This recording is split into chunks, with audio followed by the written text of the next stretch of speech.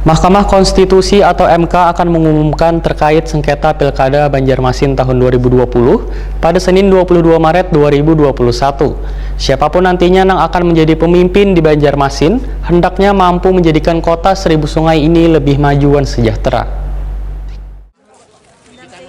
Mahkamah Konstitusi atau MK akan mengumumkan terkait sengketa Pilkada Banjarmasin tahun 2020 pada Senin 22 Maret 2021. Calon Wakil Wali Kota Banjarmasin Arifin Nur Wahitakuni Prima TV jelang tengah hari Kamis 18 Maret 2021 berharap keputusan MK nanti membawa berkah untuk Banjarmasin karena siapapun nantinya yang akan menjadi pemimpin di Banjarmasin hendaknya mampu menjadikan kota Seribu Sungai ini lebih maju dan sejahtera. Mantan Kepala Dinas BPR Banjarmasin ini pun mengaku sangat mengapresiasi langkah yang telah diambil oleh pasangan calon wali kota dan wakil wali kota Banjarmasin Ananda Musyaffa Jakir sehingga akan menjadi pembelajaran politik bagi siapapun. Politisi Partai Kebangkitan Bangsa ini pun menegaskan bila sudah melalui mekanisme pilwali sesuai dengan ketentuan yang berlaku, bahkan keredaan yang melanggar ketentuan.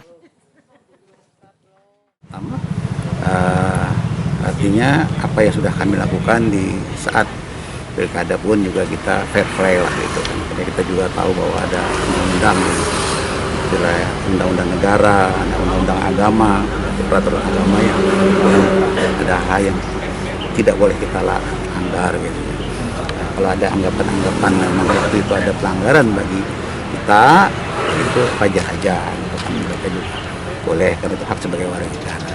Nah setelah ada persidangan kita harapkan nanti pada tanggal Senin 22 Maret ya jam 9 nah, mudah-mudahan artinya apa yang diputuskan oleh MK akan mendapatkan suatu berkah bagi warga Banjarmasin.